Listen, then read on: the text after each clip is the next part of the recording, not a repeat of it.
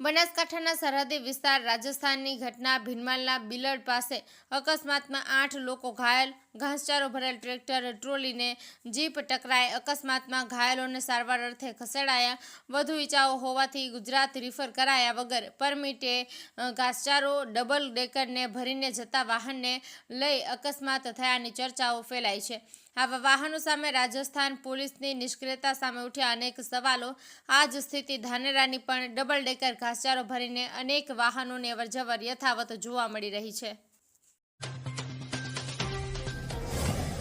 ધાનેરામાં દિનેશભાઈ ગમડાજી મોચીના મોતને લઈને ઘૂંટાતું રહસ્ય। ગઈ રાત્રે પાણીના ટાંકા પાસે મૃત્યુ હાલતમાં લાશ મળતા ચકચાર મચી જવા પામી હતી। લાશને પીએમ અર્થે સરકારી હોસ્પિટલમાં લાવવામાં આવી। મૃતકના પરિવારજનોએ મારી નાખી ફેંકી દેવાના કરે આક્ષેપો। ધાનેરા પોલીસ દ્વારા ચુસ્તપણે તપાસ હાથ ધરી તમામ પુરાવા એકઠા કરવાની તજવીજ હાથ ધરવામાં આવી હતી।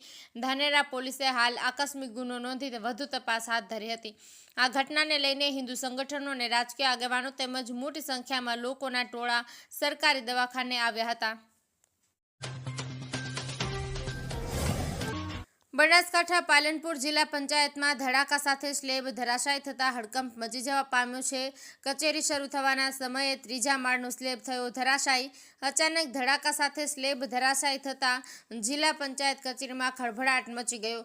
કચેરીના સમયે સ્લેબ ધરાશાયી થયો હોવા છતાં સદનસીબે મોટી જાનહાનિ ટળી।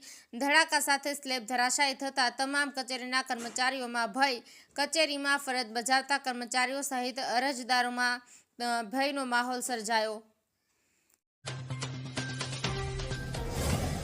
થરાદથી વાવ તરફ જતી વખતે કલાપી હોટેલ નજીક થરાદ એસડીએમ સરકારી ગાડી સામે ડીઆઈ ગાડી સામે ધડાકાભેર અથડાઈ। થરાદ એસડીએમ સાજન મેર ઇજાગ્રસ્ત અને તેના ડ્રાઈવરને સામાન્ય ઈજા પહોંચી। ઈજાગ્રસ્તને થરાદની ખાનગી હોસ્પિટલમાં સારવાર અર્થે ખસેડવામાં આવ્યા હતા। હોસ્પિટલ ખાતે વાવ થરાદ જિલ્લા કલેક્ટર સહિત અધિકારીઓ દોડી આવ્યા હતા।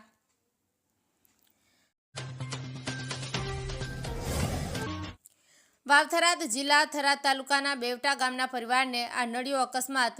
મહારાષ્ટ્રના નાસિક નજીક નડ્યો અકસ્માત। એક મહિલા એક પુરુષનું મોત। વતન બેવટાથી નાસિક જઈ રહ્યો હતો પરિવાર, જે ધંધા અર્થે જતો હતો।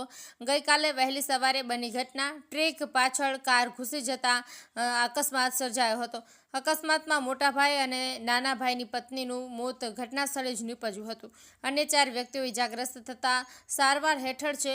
મૃતકોના મૃતદેહ વતન બેવટા ખાતે લાવવામાં આવ્યા। અકસ્માતમાં ગાડીનું કચ્ચર ઘાણ જેસીબીની મદદથી મૃતદેહ બહાર કાઢવામાં આવ્યા હતા। એક જ પરિવારના 2 લોકોના મોત થતાં ગામના લોકોમાં માતમ છવાયો હતો।